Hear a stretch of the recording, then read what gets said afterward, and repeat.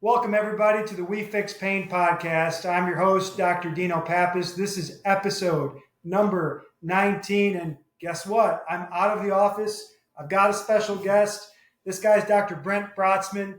He is famous for a couple things. The thing that I've known him for multiple years, because he was an influential part of my master's degree in athletic training and my chiropractic training, is he is the man that wrote these two textbooks, Orthopedic Clinical Rehabilitation. Doc, what, 4 editions now? 4 editions, that's right. We're going to get into the story about how he ended up writing the textbook, but more importantly, we're going to get into his background story, his superhero, like the Wolverine origin story, and orthopedic medicine, kind of tracking the evolution of his 20-year career. So let's give you some information about Dr. Brotzman. He has a private clinical practice here in Austin, Texas. That's my hometown that I currently reside in. He's been a professor. Yeah, hook 'em horns. He's been a professor of medicine and orthopedic surgery down in South Texas at the University of Texas San Antonio, or UT Health Sciences Center down in San Antonio. He had a private practice and affiliation down in Corpus Christi. He's been a sports medicine team physician for several teams. He's written several textbooks. He's patented 2 devices. Is that correct? 2 or 3, yeah. Humble brag for Doc. We'll get into the process of that as well. He now has a passion and an interest in regenerative medicine, including stem cells and PRP. That's kind of a hot button topic that we want to pick his brain at. He's done orthopedic surgical residency and fellowship at the prestigious Campbell Clinic in Memphis, which is a hotbed for training residents and fellows in his passion and niche, lower extremity disorders, including foot and ankle. So, Doc, welcome to the podcast. Thank you for having me. Thank you. Where am I supposed to be looking? We're good? Yeah, we're good. Just make it feel natural here. Doc also was gracious enough to allow me the opportunity to kind of meet with him, which prompted this podcast several weeks ago. So we'll rehash some of those things. We had a good conversation about ankle ligament reconstruction, when to pull the trigger, when not to pull the trigger, et cetera. So we'll repeat that conversation here. So, Doc, what's your superhero origin story? How did you end up in medicine? How did you end up in orthopedics? How did you end up with the passion of sports medicine? Well, that's a lot. Well, let's see. I go back to high school. I had a very cool family doctor who, I really looked up to. Nobody in my family was a doctor. And so I thought, I'd really like to be like him. I'd like to do, I thought he had a really good service for, those around him. So, in fact, he saved my life when I was a kid. I had a anaphylactic reaction to penicillin. So my parents said I could have been a neurosurgeon if they didn't code me, for 5 minutes. But, so he saved my life. I was getting all these penicillin shots. And then about the 5th one, I decided to quit breathing. So I kind of looked up to him, and then he was a really cool guy, had a great bedside manner. So I thought, I want to be like this guy. So then in high school, I was kind of the, back in the day, now it's cool to be a nerd, but back then you didn't want anybody to know you were smart in high school. So all my friends were like, you want to be a doctor? Yeah, sure you do.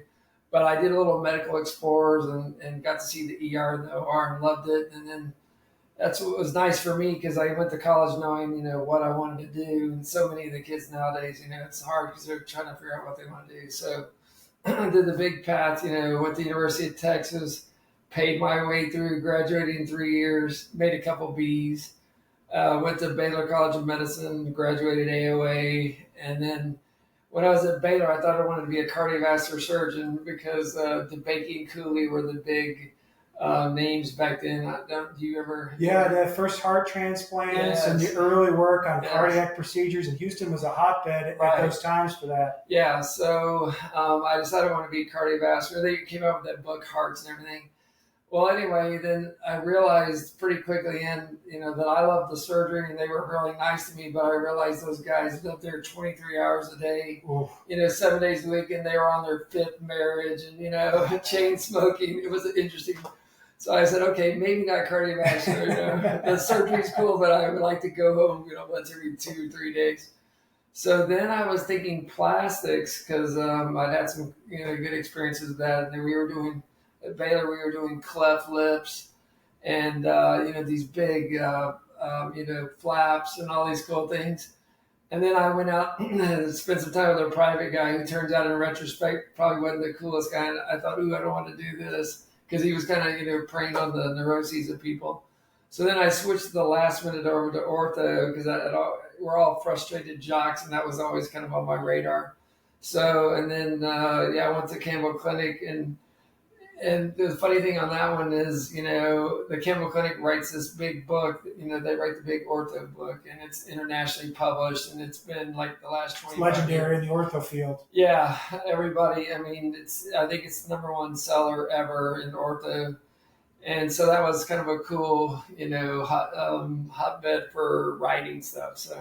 So I came in, I'm working 36 on, 12 off, which is 40 on, 8 off, Yeah, I know. And then my staff guys, we had these guys who were geniuses, but my mom was an English teacher, and these guys were genius, but their written word was like, like a 6-year-old, If I had to show my mom some of their transcripts of their writing, it was pretty funny. Those guys are smart and capable, but prisoners of their own mind. Right. So good at one thing, yes, everything else. Yeah. So, you can sit and talk with them and learn 50 things, but then you ask them to write it, and it's like, Bill and John, So somehow one of the guys said, I gave him some synopsis. He says, why don't you start writing my chapter? Because each guy at the Campbell Clinic had to write their own chapters.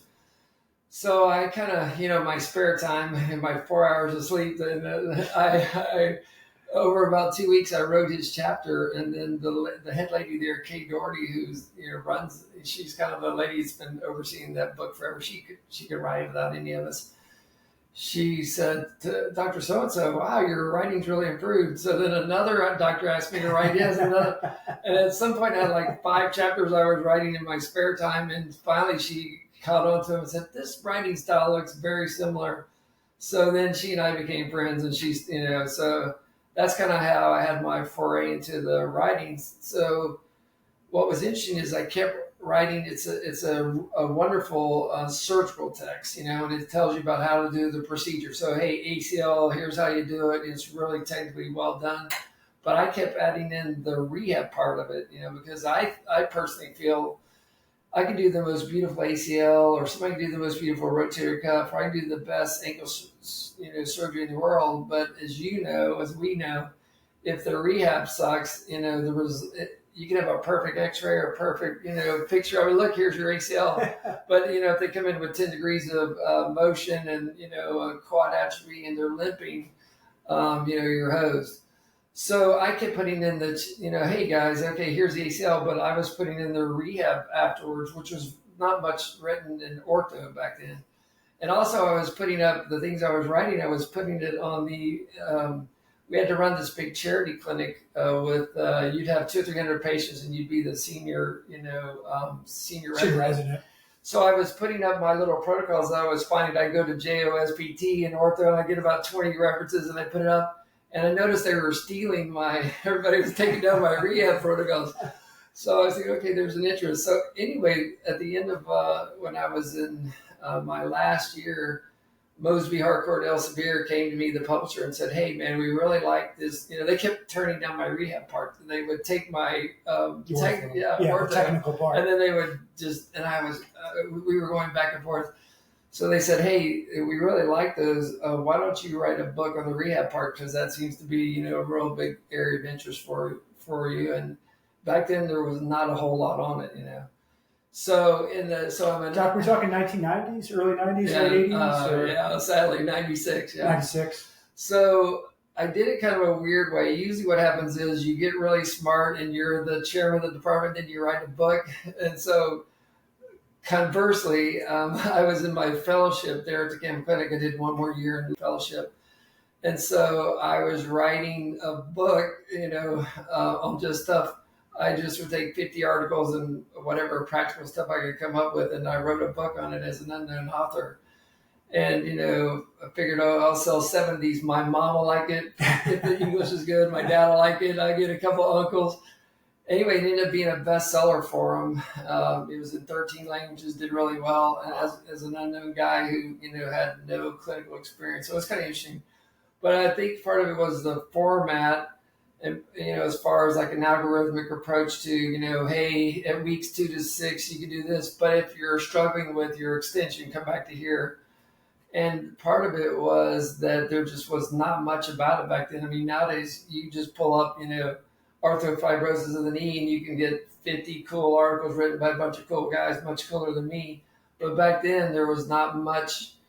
The therapist had good stuff to reference, but you know how it kind of was. It still kind of is. Silos. Yeah. So you're sitting on islands. Right. So, I'll never forget, I was interviewing Charlie Rockwood, wanted to hire me at UT San Antonio. And he goes, yeah, I hear you write a rehab book. I said, yes, sir. He was a nice guy, but he said, I'll never let any of my patients go to a physical therapist, or I tell them what to do myself. And I was like, don't you have a lot of frozen shoulders?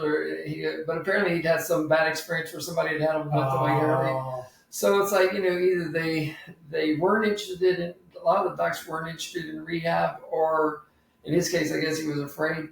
So, or they just didn't know enough about it. They wouldn't read it. So they just tell the therapist, ACL, evaluate and treat. And the poor therapist, doesn't know, well, what was the tissue like? What was the graft? What do you want me to do? And the ACL, choose it, right? You got patellar tendon, you got hamstring tendon, you have cadaver, you have different variations on patellar tendon, I mean, double loop, triple loop, quadruple loop. Super nice that the therapist could know some of that. Yeah. So anyway, so it was like there was no communication between therapist and ortho. So I think in the beginning, my book helped to bridge. So they have a common thing. I liked it if they said, "Oh, I don't like Brotzman's protocol here. Change this up," but at least they were communicating. So I think that was why it was very successful. Because on the ortho side, it was just like, let the therapist do it, or I'll just do it myself, or or I don't care. Yeah. So kind of helped broach the gap in those early days. And I'm a product of an athletic training program, late 90s, early 2000s. That was my first exposure, as it came up for me, at least a starting place to start the conversation with an orthopedic surgeon who I was doing the rehabilitation for, is where do you want me to start with this rehab? Right. And this is kind of what my protocol is, and we can vary it based on your unique. So for me, it was a conversation starter, an entry point to have those discussions, because we all want the same thing, want the patient to get better. Right. And there's certain things I think you can do where no matter what they do, it's going to be fine. But a lot of the more intricate stuff, ACLs, ankle ligament reconstructions, rotator cuff, you've got to have you got to be on the same page, and everybody's got to be kind of thinking the same thing. So, Doc, we kind of got your background and your origin story here. Let's do some fun things so people can know you. So I'm going to pick 5 random questions off the top of my head. You have no idea what's coming, and I barely do as well, right? I got a multi-concussed former athlete brain, right? So we're going to pick some fun things so people get to know you. I think that the origin story is important. I think kind of getting to know the person behind all this is important. Right. So your ideal vacation. If you had to pick a bucket list trip to knock off your list, what would that be? I like to go to Australia. Australia's on my bucket list. Yeah. Because I've been in practice 27 years, and as a lot of it's solo or 2 or 3 man group, you can never leave more than a week. So that's kind of a 2 or 3 week trip. So I like to go, see the Great Barrier Reef, talk to cool folks, see Sydney. I like to go over to New Zealand, do some of the crazy stuff those guys do. A lot of the adventure stuff out there. Yeah. I've had a couple of patients, and they've told me, unfortunately, getting to the Great Barrier Reef sooner rather than later. Yeah, it's kind of having some problems. Yeah, all the global warming of the water is having some difficulty. But right. Yeah, that's mine. Mine's New Zealand. I'm an adventure travel guy. Oh, cool. So Yeah. New Zealand's that. Cool. All right. If you had to describe your personality like a flavor of ice cream, what would that flavor of ice cream be? Ooh, I don't know. I've never been asked this question. It'd be a heavy flavor. I'd probably just be like a chocolate chip or chocolate mint or something. Nothing too crazy, but I'm Moose Tracks. I'm sweet, I'm salty, I'm a little nutty, and I stand out. That's good. All right. So if you had to pick beach home or mountain home, take a little bit of break, where are you going?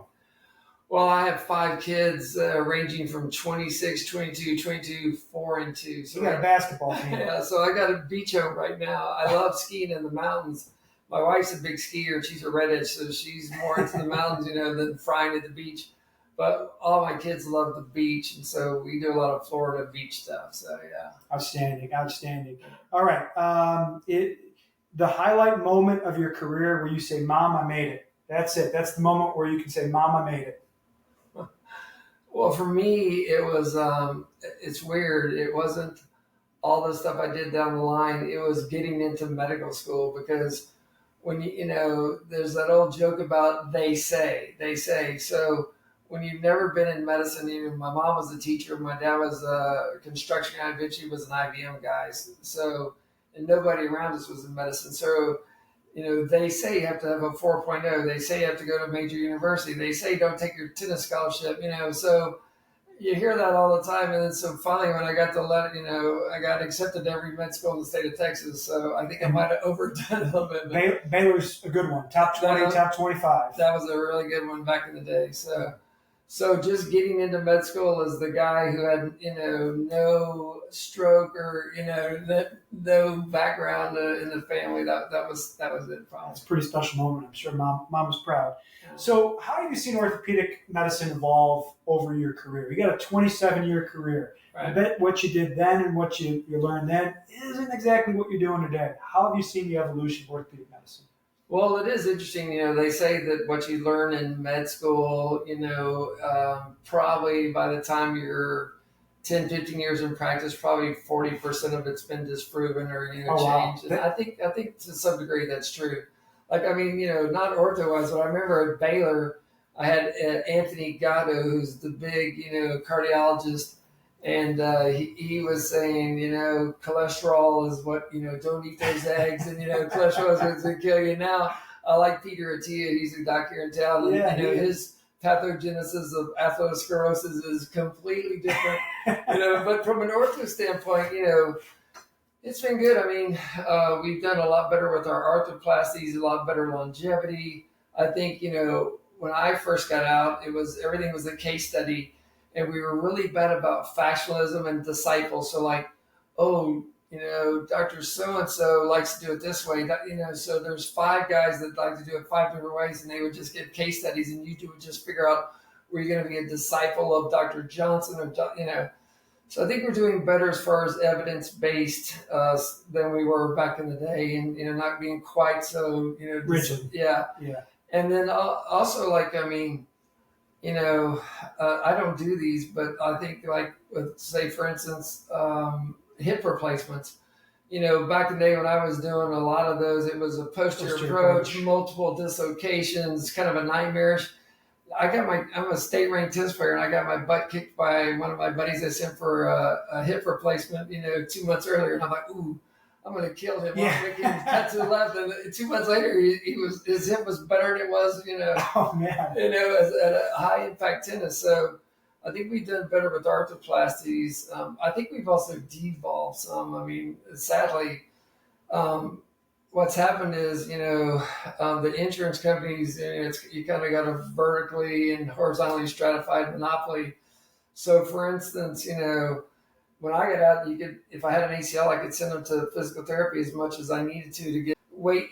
I could keep going until we did their functional testing, their one-legged hop. Now it's like you have 12 visits to get an ACL, reconstruction rehab. Good luck. And then the poor therapist. It's like I go in and watch. Our therapists are kind of spoiled because they get one-on-one. You're lucky them. But I go into a lot of the really good therapy places in town. And the poor guy is trying to see 3 people at once, and I mean, as a guy, I'm not a multitasker, so I can imagine, okay, you're doing these exercises, you're a new one, I'm doing a patient eval. So it's gotten, because, if you're doing 1970s non-inflation adjusted wages, and you're only getting to see 12 of them, I think, we've evolved. I think the ortho has gone down because of the way the insurance companies are controlled, and I think it's much harder to get physical therapy and to be a therapist. Yeah. And all that puts burden on the end user is their experience or their outcome, which is very personal to them. Right. Gets lost in the process. Right. And I agree. I was in outpatient physical therapy as an athletic trainer, And I just remember the increased burden, both the admin, the note taking, and then how many people do you need me to get through today? Right. And somebody's Crazy. losing personal service. So. Right. Do you have a favorite case that you like seeing? I know we at length talked about one of your favorite surgical procedures was lateral ankle ligament reconstruction. Yeah. Is that the favorite? Do you have another case you like seeing? I'd say ACL is probably my favorite.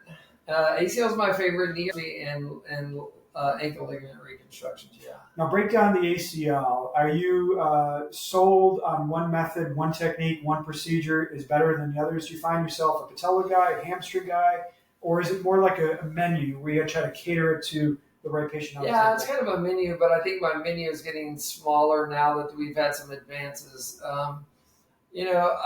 From 96 to now, when I got out, everybody was the central third patellar tendon guy, strong graft, bone-to-bone fixation, right? Oh, yeah. Oh, sorry. Yeah, for our average folk, Doc and I can get all kinds of nerdy here, but you know what? We have models, and they're conveniently placed, kind of like this textbook here for specific reasons. So, if the ACL is torn and it's a rotational stabilizer, then the key is you want to do an anatomic reconstruction, and there's a bunch of graft choices. So the one I used in the beginning was bone, tendon, bone. It was your central third patellar tendon graft. The problem with that graft is it doesn't grow back very well there, so you've taken a huge, taken a third of a really powerful tendon.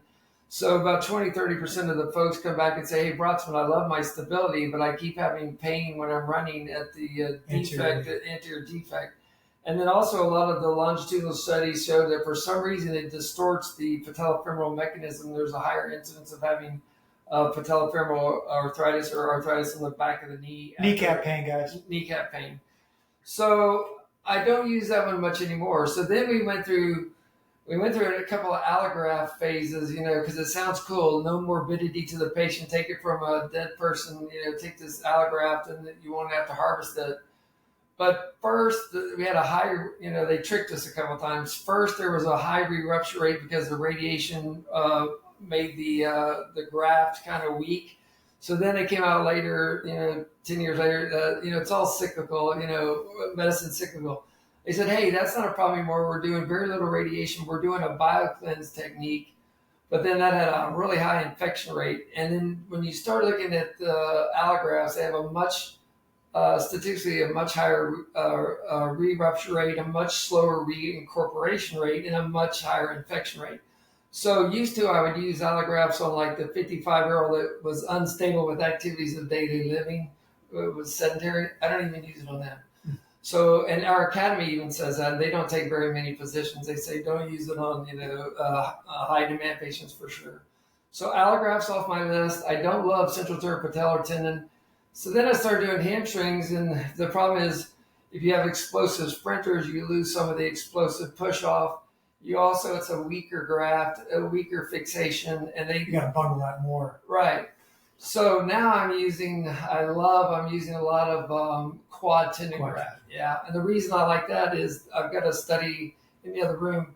It's got better cross-sectional area. It's the strongest graft, and the morbidity is nice because what I do is I take a 10 by 70 millimeter graft, but then I do it in a beautiful little way where I leave the bottom layer of the tendon. So it actually fills back in and grows back in. So the morbidity is down, and you're battling the quad atrophy, everybody, that's what I love about ACLs. It's such and I problem solve a lot of other people's ACLs just on the rehab part. We have some beautiful surgeons doing beautiful work, but they have all kinds of issues. You get the swollen knee, swollen knee gives you the quad inhibition reflex. The quad shrinks down to a chicken leg. And then you're also having so everybody says, hey, my knee's stable, but I'm having horrible patellar tendonitis or quad tendonitis. So it keeps it in the spectrum that I can solve for them as far as, okay, if we're building up your thigh strength, we will, I give an analogy. If you have a powerful biceps muscle, your biceps tendon doesn't hurt if you do 75 pounds, but if you have a wimpy muscle and you lift 75 pounds, you're going to get tendonitis. So with all these ACLs, you're getting all this morbidity in the extensor mechanism where they're complaining about that, and you've got to build that up in a way not tearing the graft. So I love, ACL has all kinds of intricacies on And now I'm battling some of the new guys that are not, it seems like their rehab protocols are getting a little too fast. And sometimes there's a bunch of studies done on the revascularization. So, 1 year, right? Yeah. And minimum 1 year. Yeah, exactly. So, what happens is for the first 6 weeks, you're eating away more of the graft than you're putting down. So it's the nadir, the weakest is at 6 weeks.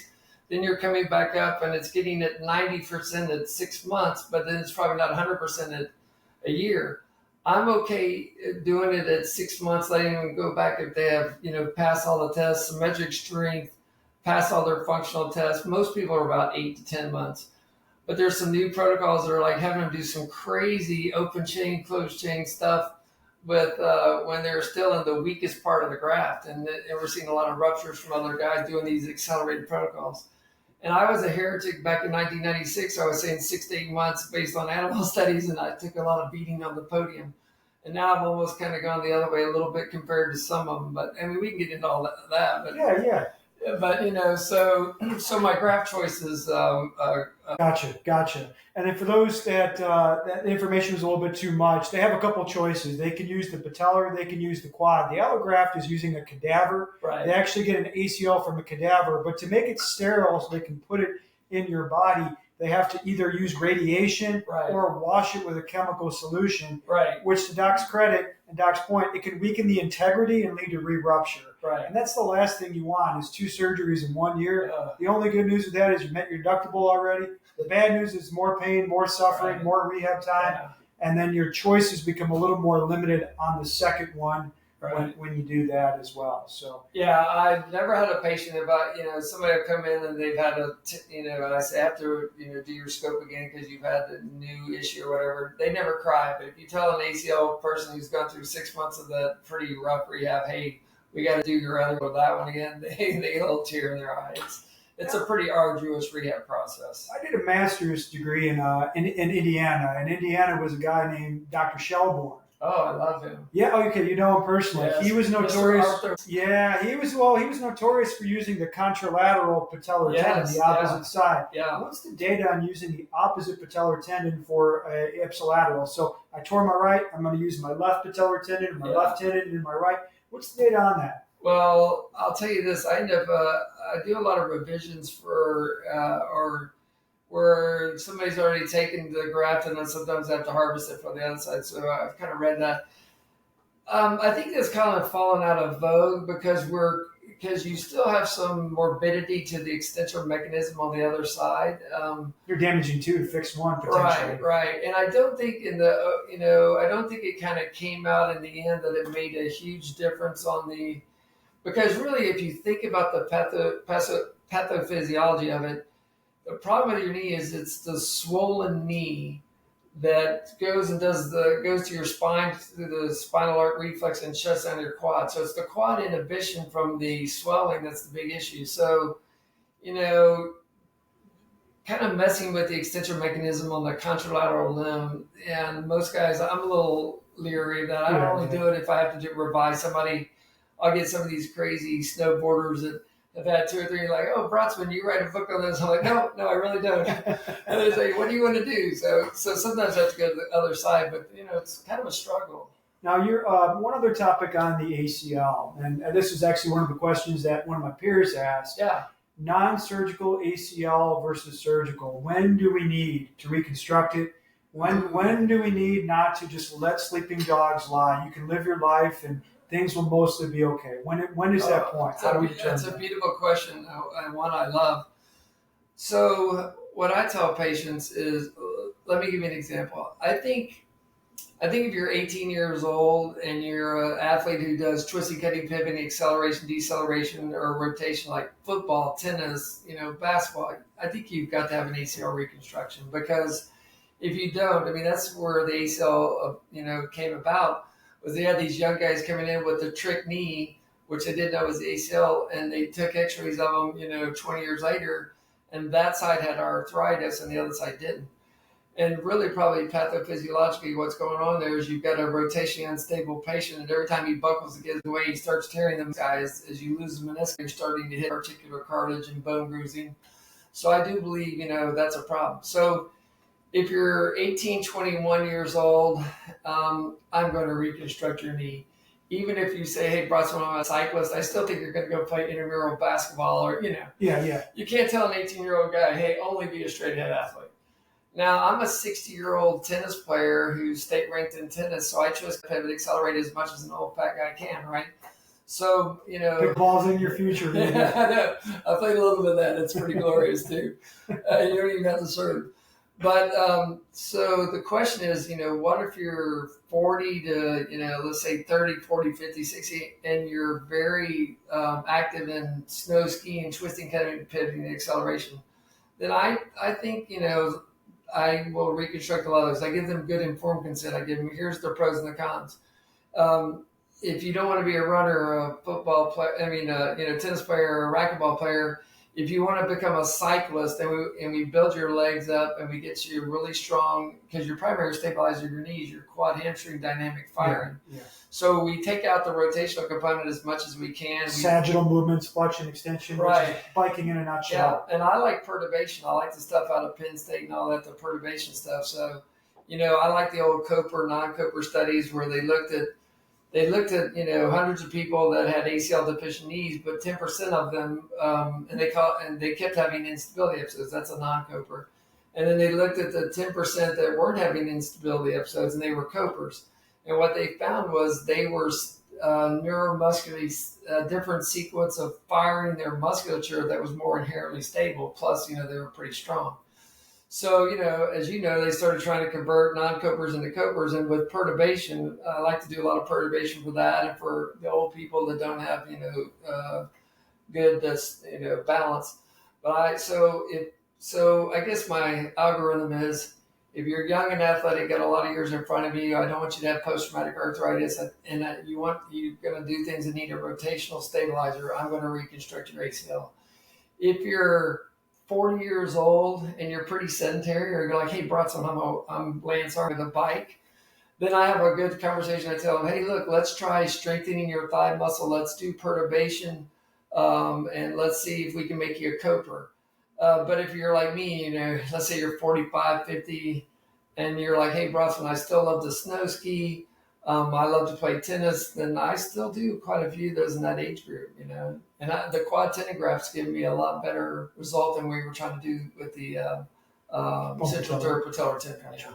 Doc, you also mentioned, we had a conversation a couple of weeks ago, but a couple of minutes ago, you mentioned your other favorite, which is a lateral ankle ligament. Right. The first time I was exposed to this was my master's degree, and the term was functional ankle instability. Right. And that set some bombs off in my head, like, well, I either know it's ankle sprain or it's not ankle sprain. Right. What is this term, functional ankle instability, and who needs that lateral ligament reconstructed versus who can just make it through with extended conservative care and some activity modification?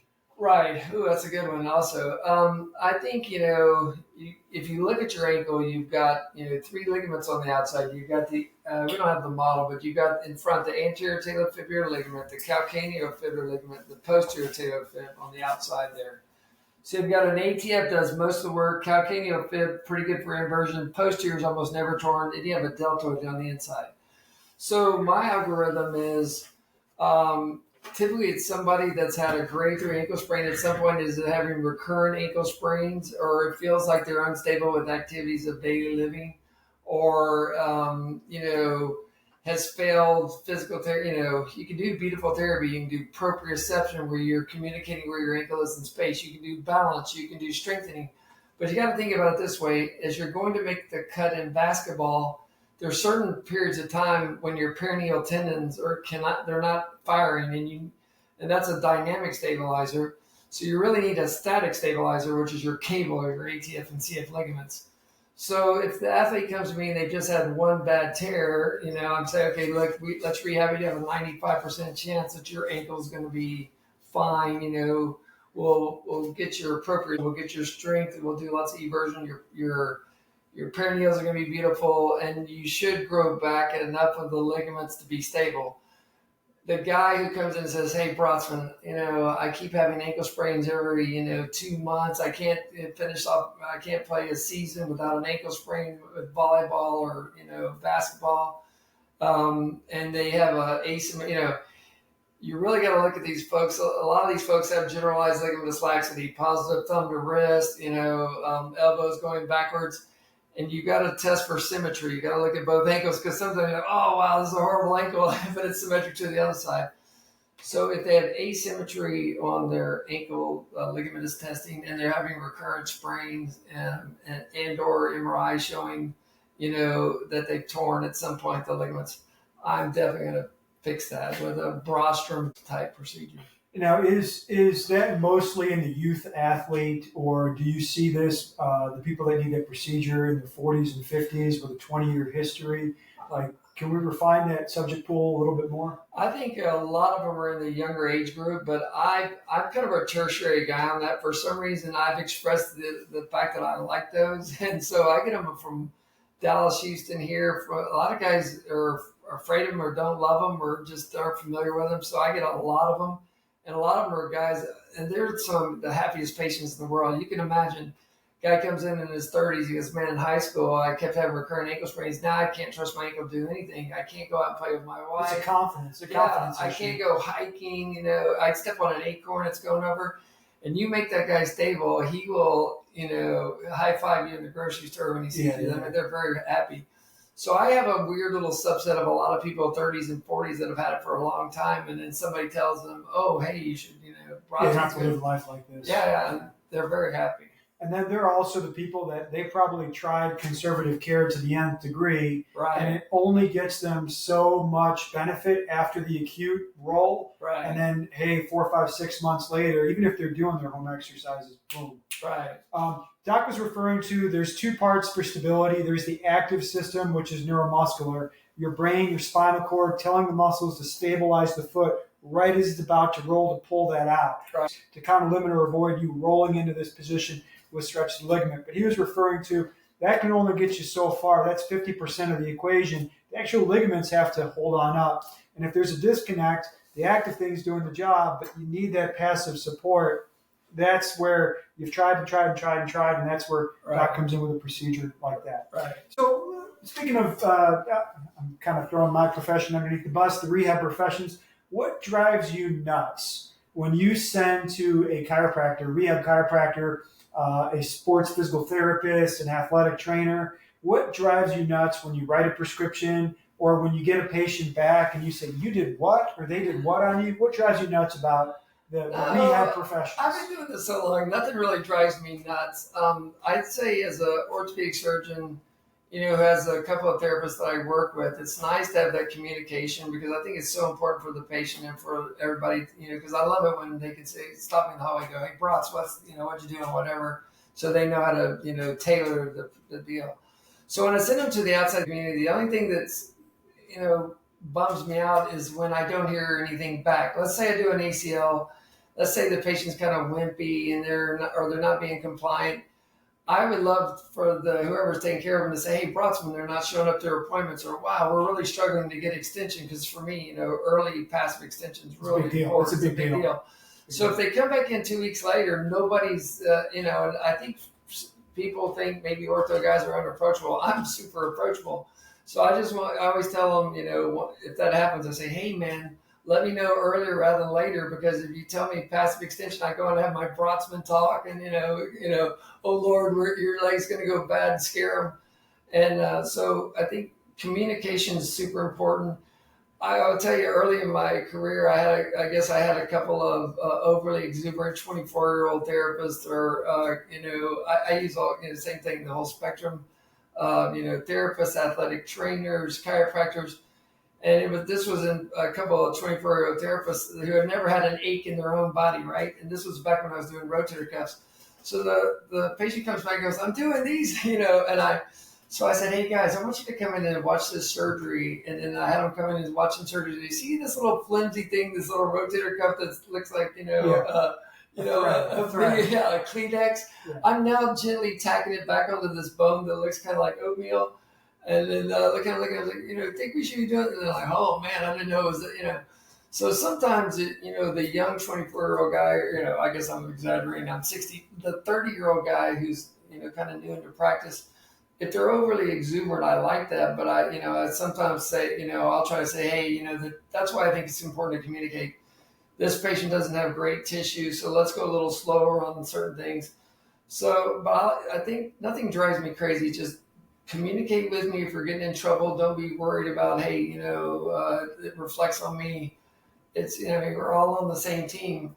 And a lot of times, Americans seem to think that you shouldn't have pain after surgery. Like, well, I didn't do it because it hurts me. It's like, you go into Central America and a guy, and I'm doing, the missionary work, and the guy comes bouncing in his friend rides him in with a femur fracture hanging off the on the bicycle. The guy's, then you get a Tylenol. So, sometimes we have to have kind of a revision of what our expectations are. Yeah, my pet peeves, and I've been an athletic trainer and / or chiropractor for a combined 23 years now, and I've made mistakes, and we all do. Yeah, and the only thing you can learn is I gave that patient the best that day. Right. That day, the best I was is what I gave you. Right. You can't look back and say, well, 23 years later, time frames. We alluded to it. And you alluded to it with your ACL talk. Man, I was in the accelerated protocol training. Right. I'm going to beat the time frame. and maybe it was ego. Maybe it was, you want to do your best for the patient. Exuberance, yeah. It was. And I was that. Yeah. And then you find out, like, now I'm going to be telling these people it's 12 months. Right. And then I'm going to set the expectation, not this, but the UCL, 18 to 24. I'm going to set this up front. Because anything that they have besides that, for them, it's a win. Right. So I'm big on time frames. And the other mistake I made was management. And management is not just conferring with another doctor, which is important. Right. Management is also, to me, what you say to a patient, how you present yourself, being simple, clear, and concise. Right. Taking all these big things and putting into a very usable thing.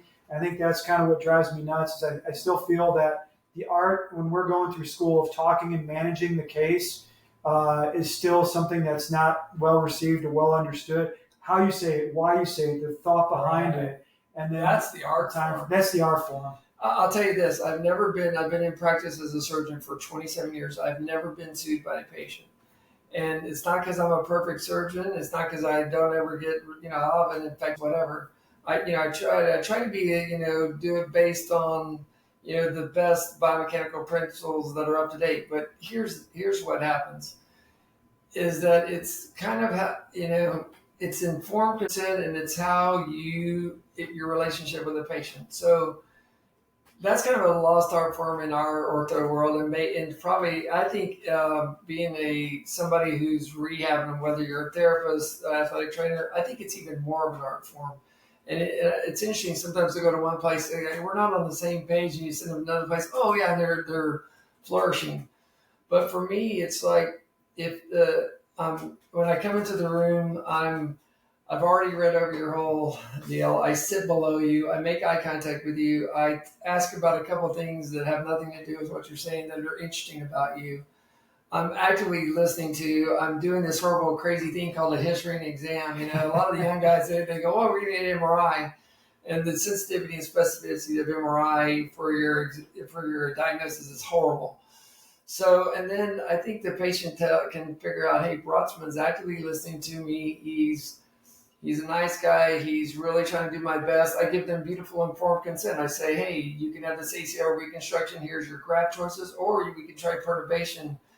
And they'll say, what would you do? And I'll say, it would depend on how much it's altering my lifestyle, what my plan, because surgery's big, and I have a horrible business model because as an ortho, I talk myself out of a lot of surgery because I think a lot of people are treated better non-operatively. But it comes back around because they send me mom, grandmother, every friend they've ever known.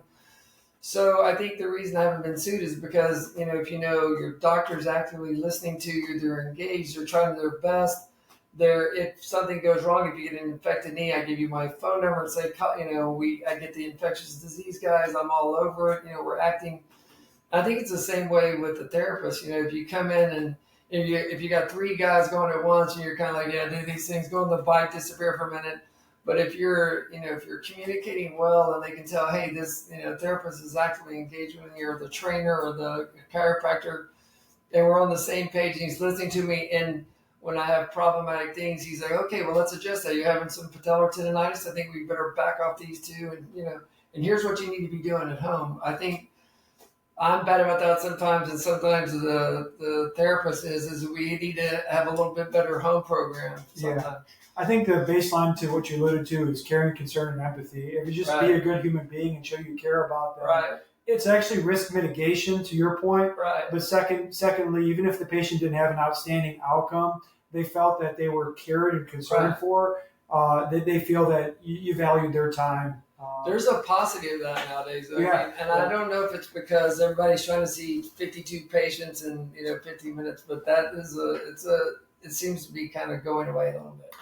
And I had this conversation with somebody. I hope one of the futures of medicine is that we can dictate to artificial intelligence, like you take care of all the back end stuff, so I can spend an extra 5 to 7 minutes to really get to know that patient. Yes. And I'm hoping all of us can benefit from that to give it a more personal feel. Right? Yes. Let me ask a couple other follow-up questions here. One of the hot topics in conservative medicine and NMSK medicine, and I imagine the orthopedic world, is the topic of orthobiologics, a hot button here. Yes. Science fiction, what's your take?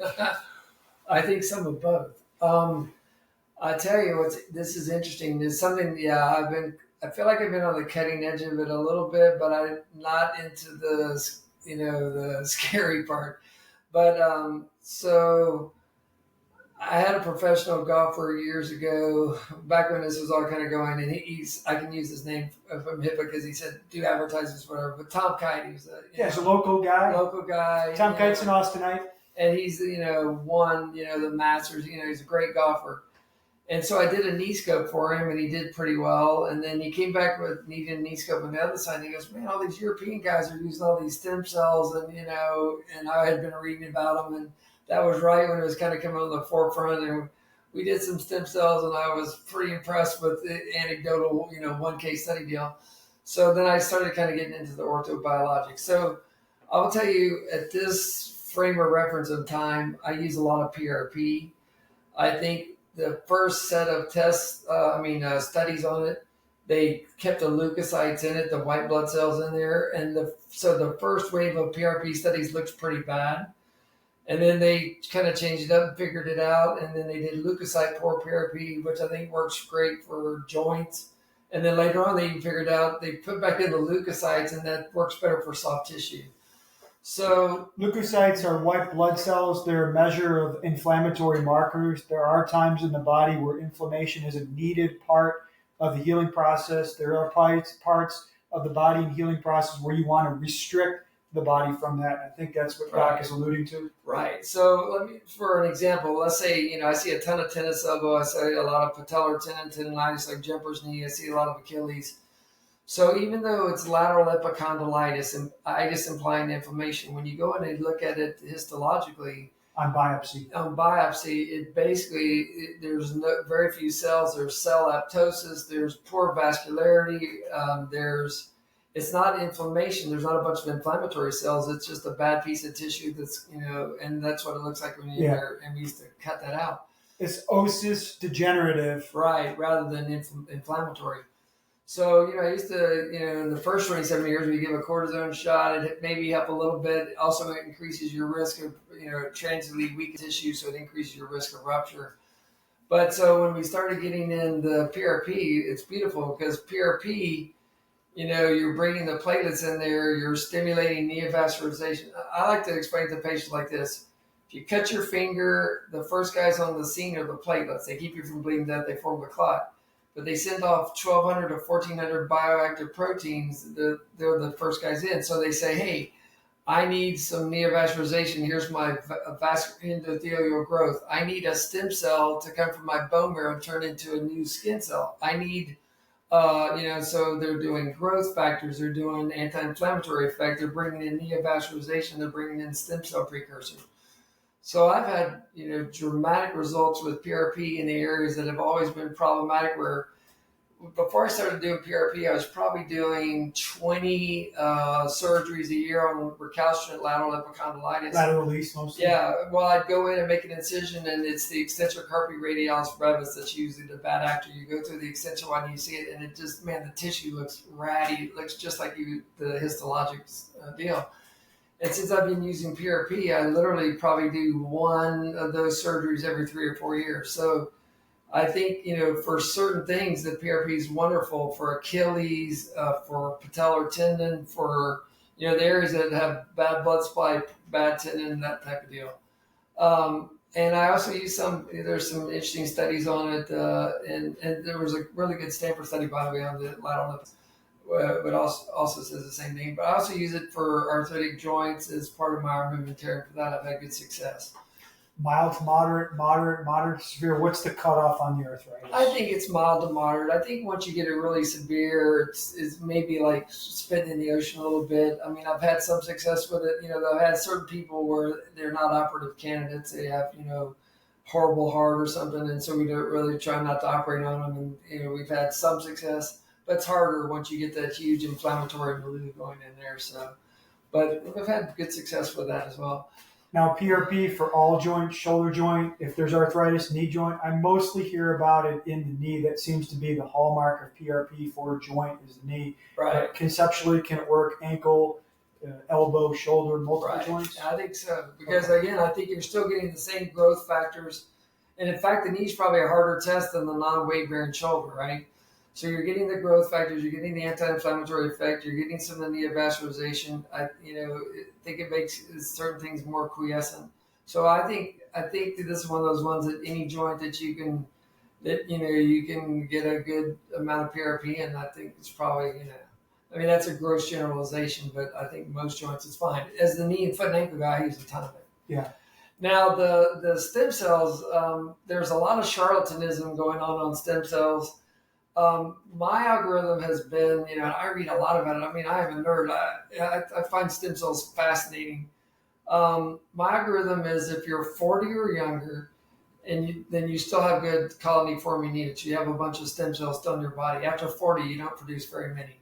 So if you're 40 and younger, and there's an indication for me, I will take, I'll take it from your iliac crest, spin it down, and then inject it into certain areas. 40 and above, I was using Wharton's jelly, donor from the amniotic cord, and was having some really good success with that. But the FDA, and I was fitting into the 4 criteria for homologous use, no manipulation of the cells. I've got some peers in town that are taking it from the fat and, the subcutaneous. Yeah, which, those actually look good on the studies, but I don't like doing anything the FDA says no on. So they said no on the subcutaneous side? Yes. Oh, okay. And they've now said no. They've held, they sent me a big FDA thing, said you can't use any of it doesn't fit the 361 category for even the stuff out there, Wharton's jelly. So I've quit using it. But, I think there was some benefit to that, but it's weird. If you really kind of critically look into it, you've got an omniscient, pluripotent cell that can turn anything down the stream, right? But if I inject stem cells into the knee and you're missing, let's say with arthritis in your knee is where you're missing, just for the ones that I don't want to get too nerdy. Arthritis, by definition, is when you've lost the articular cartilage in your knee, when you've lost the smooth, rubbery, resilient to compression, white stuff here. So if you're 80 years old and all this is down to the bone, that's arthritis. So let's say you're 40 and you've lost some segments of it. If I inject stem cells into there, and they're pluripotential and omnipotent, so they can turn into bone, cartilage, ligament.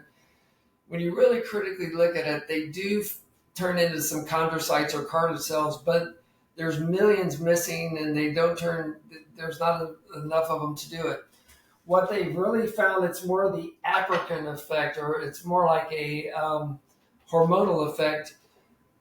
There's the body, once you have these juvenile pluripotent cells in the joint, it signals to the body, hey, quit. You don't need to quit doing this inflammation in here. Your body heals with inflammation. So you sprain your ankle, you get a big goose egg outside of the ankle. That's the body laying down an inflammatory response to First heal part the of the healing ligaments. Right. process. But in your knee, that is all these, cytokines and bradykinin that are very painful. So your body says, hey, I got arthritis. I'm going to heal this with an inflammatory response, but that's painful. It's swollen, it's painful. It starts you on the flexion contractor cycle and all that. So what I found, which a lot of guys write about, but if you inject the stem cells in there, I don't think it's the fact that they're turning into chondrocytes. It's more about a biofeedback and African response where it says to the inflammatory response, hey, you don't need to keep laying down all this inflammatory fluid because I've got new juvenile cells in here healing it. So I've had some wonderful results with it, but I think it's based on that. Now, could you get the same response from oral anti-inflammatories? Maybe, and a lot cheaper. I mean, the problem with the stem cells, they're very expensive, it's kind of it's almost more of an indirect mechanism. If you start talking about guys, I like to read the guy Jeff Warden, who's out in, he's in Panama now, but a lot of I have wealthy patients that say, Brotzman, you're being too much of a fuddy-duddy. I'm going to go and go out of the country to Panama, and they're getting all these IV stem cells and crazy.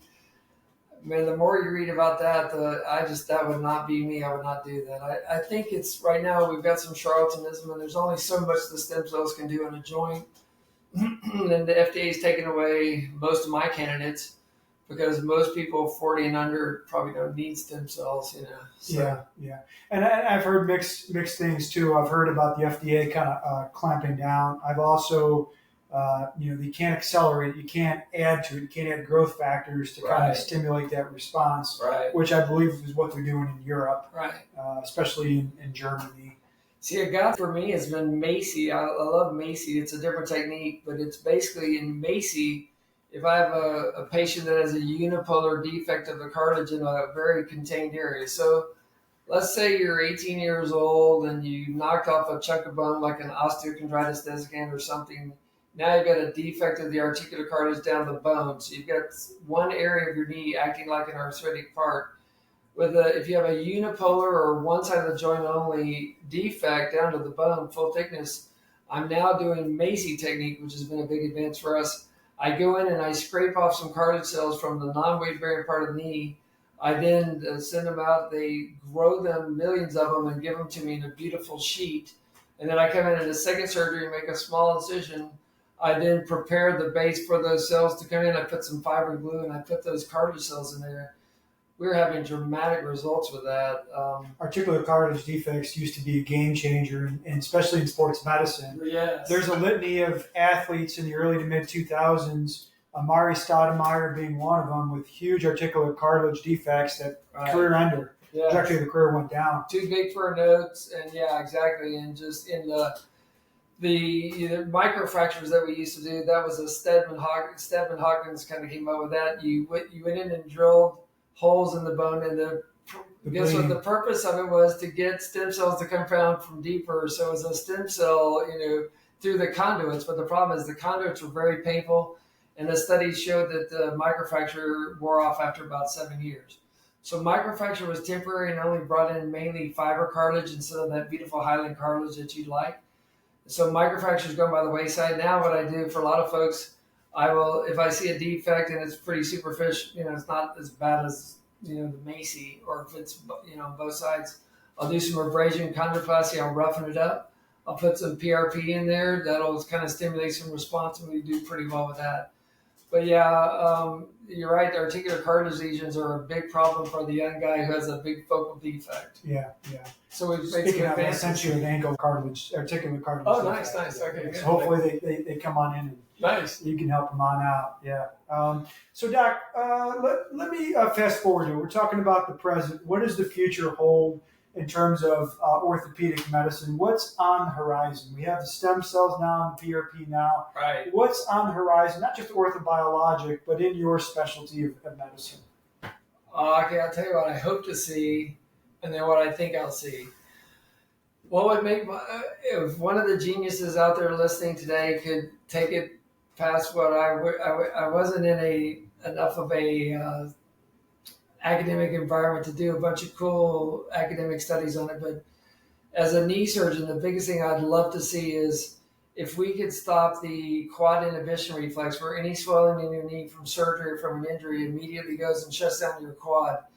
Because that's the big problem we have with, our rehab of our total knees and our ACLs and our knee scopes. So I'm hoping we'll see at some point some ability to, not have the quad shrink down, and then there's some really interesting studies about the mechanoreceptors in the synovium and a lot of the synovial stuff, and we're not there yet. So I'd love to see that.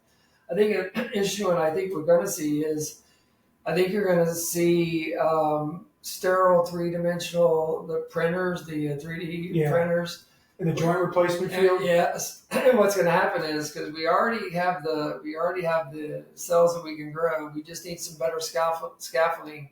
But I think what they're going to do is you can take a CAT scan or MRI, get the exact dimensions of the arthritic knee, or take it of the non-affected knee, and I think they're going to be able to right now I cut out or I don't do joint replacement, or when I did, you cut out the arthritis, you put metal and plastic. I think what's going to happen is you're going to have it's going to come to you as a beautiful onlay of graft with 2 inches of bone around it. I think you're going to be able to make cuts in the bone that are based on the normal anatomy or what the normal anatomy should be, and you're going to be able to replace all the arthritic, irregular, rough cartilage with perfect articular cartilage. I think that's coming down the road, and that would be amazing. I think that's getting into like truly custom medicine, where eventually, potentially in joint replacement field, that 3D printing of your own custom joint can truly personalize that joint to you. Right. And I remember back in the days when I got into rehabilitation, and I followed a replacement guy, and I was like, it looks like you got like 8 different hips for the male, and you got like one choice for the female. Yes. And, I got, toward the end of when I was doing joints, I finally got Biomed came out with the gender-specific knee replacements. It was so wonderful because you got this little 90-pound beautiful, petite knee, and you're putting in, you're no longer putting in the 280-pound guy implant. It was wonderful. But here's where it's sad. Here's where I think it's sad is the hospitals now have control over the implants and the cost, and they're running the show. Like when I got out 27 years ago and say, hey, look, new technology, this is really good for my Brotzmans. I'd like to bring it in. They say, okay, sure, bring it in. And they can charge 4 times what it costs, so I'm not sure why there's a problem. But now what happens is all my total joint guys, the hospital says, you can't bring any joint in that costs more than $3,000, okay? So now there's a company, and one of my friends asked me to look at a company they're doing genius stuff. Like, for instance, if you had a car wreck and you had a femoral nail and you had a cattywampus knee, they can go and take a CAT scan and they can make you an implant that's a custom implant, but it's like $5,000 more. And he said, hey, I really should invest in this company, right? Because it's such a genius new way to do it, and it really is. But I said, well, not if it's going to cost any more than what the hospital is going to allow. And sure enough, that company is not done well. It's not because they don't have a great product. It's just because the hospital says, we don't really care if the patient gets a custom bed or whatever. We just, it's about the bottom line. So. Yeah, and that sucks. That's one of the things in medicine that's one of my pet peeves too. Yeah. So Zach, we're going to sum this on up. What are your 3 biggest takeaways? What would you want our audience here to know either about you, your practice, orthopedic medicine, the future? Give me 3 things. Takeaways. Yeah, we talked about a lot of good stuff here. All right, I'd say my takeaway number 1 is, if you're a patient, all practitioners are not created equal. So remember this also if you're on the other side of the deal. If you come in and your doctor is looking you in the eye, he's actively involved and interested in what your problem is. He's doing a good exam. He's taking a good history. He's not just saying, okay, here's your 3 minutes, let's get an MRI. I think it's important to have a good orthopedic surgeon or a good physical therapist or chiropractor that's actually interested in, like you said. I mean, sadly, there's not quite as much devotion to the patient as there used to be, I think, in healthcare. But on the other side, I think that puts the impetus on you as the practitioner to say, okay, look, why am I here doing this? Am I doing this? I'm working 14 hours a day. Yeah. My home life's not quite as good as it could be if I was, doing widgets. So if I'm here taking care of patients, I need to be really actively, empathetically involved in their healthcare. So I think, pick out doctors that you feel that way, but be that practitioner. I think that's an important one. Let's see. Let me think. What other takeaways? I wrote a couple of things. Let's see. Let me go over my notes and see if there's anything else. We covered a bunch of stuff. Covered a bunch of stuff. I think kind of what I got from this is that the future of medicine is a little more personalized care, getting a target treatment plan and a target plan specific to you, anything from the orthopedic device to the orthopedic product or to your own personalized rehabilitation protocol that's unique to your needs and your concerns. Right. I love it. Well, and I think the sad part is I hate to be the negative Nelly. I like to read a lot of the Greek philosophers, and they always... You're speaking my language, not Greek to me. I know. Last name like Pappas, which is short for unpronounceable. I love it. Well, and it seems like human nature hasn't changed much in that since the Greek philosophers, but every Greek philosopher says that every generation feels like the next generation is ruining it, or it's all going to heck, because you see the young, But the thing I'm concerned about is the converse of what you're saying. Is I feel like if the practitioners, if the physical therapists, for instance, only, they keep cutting reimbursement, they keep saying you only get 12 visits, they keep trying to.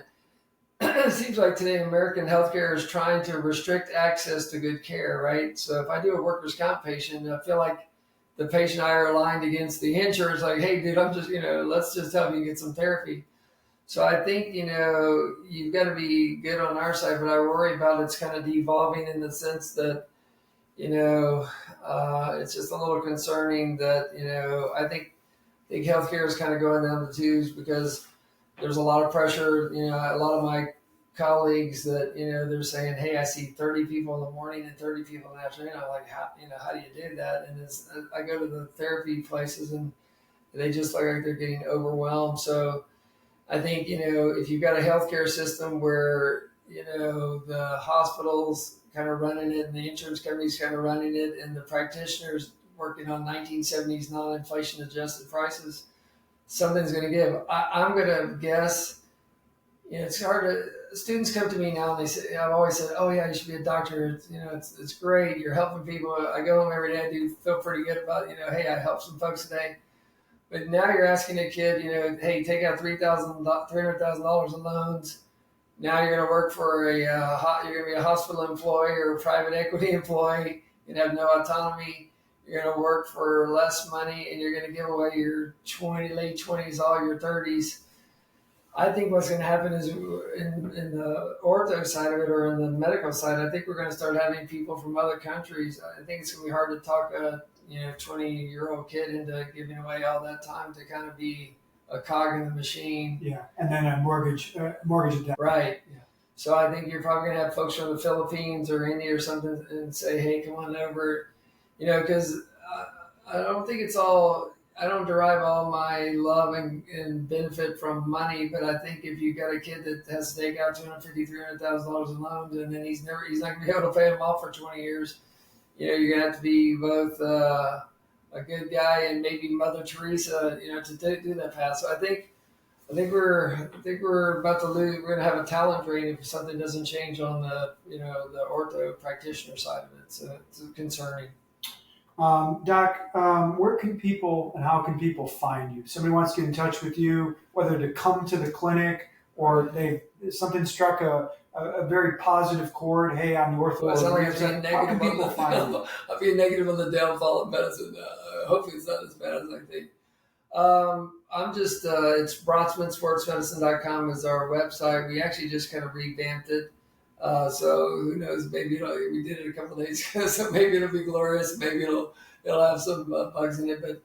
But what's interesting for me is stay tuned because we're going to open up a little bit of a wellness. You mentioned it earlier. Yeah. And so I think we're going to feed it in through that website. But, I've been inspired by some of Pete Aratia's stuff. I think,